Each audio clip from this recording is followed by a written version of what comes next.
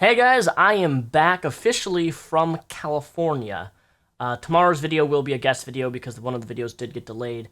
However, I want to talk about a topic that is trending in the news because Ellen DeGeneres is getting a ton of hate, a ton of backlash, all because of this simple tweet right here. Now, for those of you who haven't been following, the Olympics has been going on in South America. And one of the Olympic runners by the name of Bolt, how he calls himself, won. Extremely fast, extremely amazing man. And this photo caused quite the controversy. Why, you may ask? Well, because she photoshopped himself on his back, which, of course, if you're not stupid and living under a rock, was simply demonstrating the fact that he's super fast, has amazing stamina, and is an amazing Olympic runner. But of course, you know Twitter, you know the internet, the SJW crowd that has to react and have to be reactionary to everything that they think is offensive. So naturally, Ellen DeGeneres has been under attack because of this tweet, and has been being bombarded with massive amounts of hate, saying that she's one of the most racist people on the internet. And you know, for talk show hosts, I actually like Ellen. I think she's extremely intelligent. I think her show is awesome. And she's done a lot of good and done a lot of donations and done a lot of charity work, more so than the people bitching and complaining about her being racist. But not only that, what amazes me about this whole topic is the fact that the Olympic runner himself retweeted Ellen DeGeneres' tweet.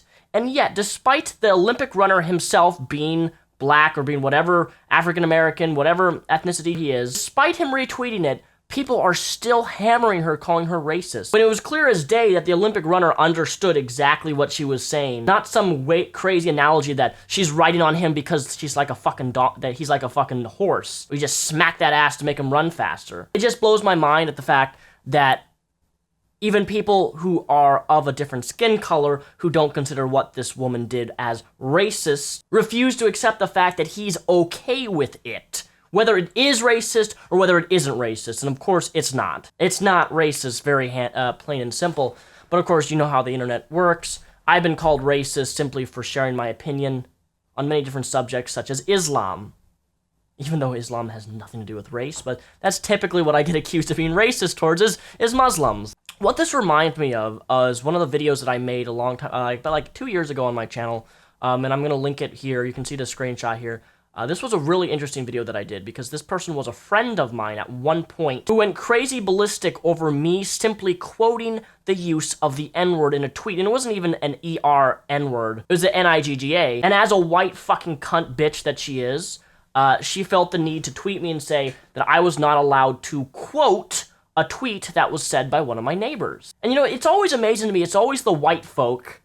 It's always the white people who get so up in arms about what people can and cannot say and feel the need to be offended for black people and then try to speak on their behalf like, you shouldn't say this because it's offensive to black people, or it may be insensitive, or it may be this or that.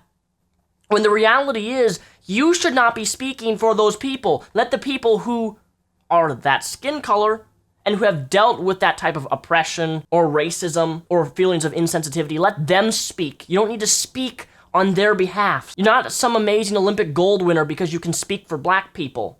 Let black people speak for themselves. We don't need white men speaking for them. Which is ironic because now I'm speaking for black people saying that they need a voice, and I'm white and I'm telling you. Anyways, it reminds me of that video because the woman got really upset that I quoted somebody and told me that I couldn't use a particular word in a quote. Again, I wasn't using this towards someone, it was a quote. And it's the exact same type of situation as this, when you have someone, the Olympic runner, who retweets it, the photo himself, thinking he understands it, sees it for what it is, that he's fast, has amazing stamina, he's an amazing Olympic runner. And the internet refuses to accept the fact, mostly white people, refuse to accept the fact that it is not racist. They put their own spin and interpretation on what they think, and they run with it. They say things like, Ellen DeGeneres is racist. And honestly, I'm very proud of Ellen DeGeneres' response to this whole ordeal, because she says this: I am highly aware of the racism that exists in our country. It is the furthest thing from who I am. And I feel the exact same way. You know, I make jokes from time to time. I make stereotypical jokes about white and black people sometimes. I have a dark sense of humor in general, but typically when I make those things, I always get accused of being things that I know that I truly am not. The SJW culture has really grown and is continuing to grow, it seems, with a sense of extreme political correctness, to where you and me can't have any ability to share comedy, to share our opinion without being called something that we're not. I remember the days when I first started on YouTube, when I would voice my opinion on something, and I would be called racist, or I'd be called misogynistic, or I'd be called sexist, simply for sharing an opinion because someone doesn't agree with me. And I would be put on blast by people, and I felt so worthless, honestly. I felt so bad that I was able to share my opinion, but my opinion, just because they didn't agree with my opinion, made me out to be someone I was not. And it took a long time on YouTube for me to get to the point to continue to make the videos that I'm making right now for you and not have the label racist or sexist or misogynist or whatever I am to damage my, I don't want to say reputation, but damage my ability to speak in front of an audience and stop what I'm saying out of fear of backlash. And that's one of the greatest things about YouTube that's taught me, is that I can deal with backlash. Unfortunately for some on this platform, they cannot deal with backlash, they cannot deal with criticism, and when they're called racist, the first thing they do is dox someone or release personal information on someone. If you've been listening to the drama recently that's been going on with the atheist community, you probably know what exactly I'm referencing to. The point being, build thicker goddamn skin on the internet. If someone calls you racist and you're really that upset to where you have to go out of your way to physically say other lies about somebody else, or say things about somebody else that are not true, or reveal personal information like phone numbers or an email address that is private information just because you don't like what someone called you, you really don't have a place on the internet to be dealing with people, much less know how to properly actually have dialogue with people in general. And that's going for everyone who's watching this video.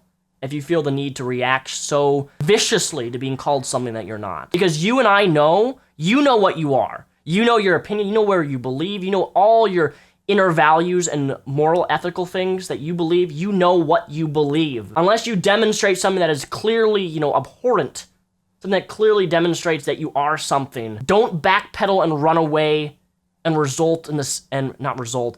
react in the same tactics that these SJWs react when they disagree with somebody, by doxing them, by calling them slanderous things, by creating false accounts to present yourself as somebody that you're not and make somebody else look bad. Be your own person and don't let the internet or people shape your beliefs, especially if it's not what you truly, utterly believe.